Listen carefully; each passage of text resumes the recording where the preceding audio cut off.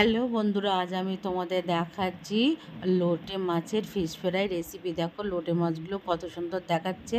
তারপরে আমি লোটে মাছগুলো তোমাদের নিয়েছি, সেগুলো তোমাদের এক এক করে দেখিয়ে দিচ্ছি। আমি কিন্তু আগে একটু মাথাগুলো কেটে লেজগুলো কেটে নিয়ে একটা পাত্রের মধ্যে রেখে দিয়েছি। এবারে আমি দেখুন ছুরির সাহায্যে কীভাবে মাঝখান দিয়ে কেটে নিচ্ছি। মাছটা যখন ফ্রাই করবে তখন কিন্তু মাঝখান দিয়ে একটা কাঁটাও থাকে, সেটাও কিন্তু তোমরা ফেলে দিতেও পারো, নাও দিতে পারো, কিন্তু ওটা ফেলে দিলে ভালো হয়। দেখুন মাঝখান দিয়ে কাঁটাটা ফেলেও দিয়েছি। আর এখান থেকে কীভাবে আমি মাঝখান দিয়ে একটু ছুরির সাহায্যে কেটে নিলাম। তোমরা চাইলে বটি বা কিছু অন্য কিছু দিয়েও কাটতে পারো। প্লিজ প্লিজ বন্ধুরা, তোমরা এভাবে লোটে মাছ ফ্রাই করে দেখো, আর কমেন্ট করো আর সাবস্ক্রাইব করে দিও। এবারে মাছগুলো কাটা হয়ে গেছে, এবার আমি ধুয়ে নিলাম।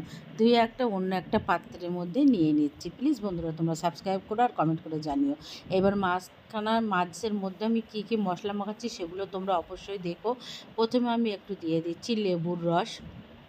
যদি লেবুর রস তোমাদের কাছে না থাকে তো তোমরা ভিনেগারও ইউজ করতে পারো, কিন্তু একটু টক চাই। এবারে যে লেবুর দানাগুলো পড়েছিল সেগুলো আমি একটু ফেলে দিলাম।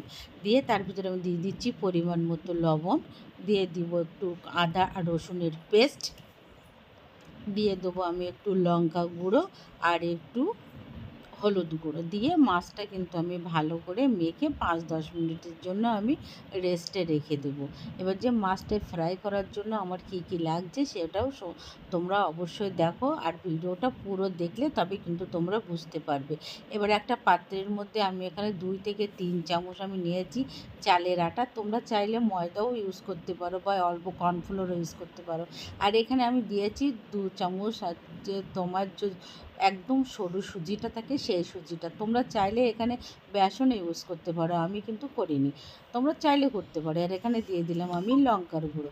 এবার এটা ভালো করে একটু হাত দিয়ে কিন্তু মাখিয়ে নিতে হবে, যেন আস্তে আস্তে বা দলা দলা যেন সেগুলো না থেকে যায়। এবার যে মাছটা আমি মশলা মাখিয়ে রেখেছিলাম সেটা আমি এর মধ্যে এক এক করে দিয়ে হাত দিয়ে একটু চেপে চেপে মশলা মানে কর্নফ্লাওয়ার যেগুলো আমি মেখে রেখেছিলাম সেইগুলো দিয়ে একটু হাত দিয়ে চেপে চেপে একটু ফ্রাই করে নেব, মানে লাগিয়ে একটু ফ্রাই করতে হবে।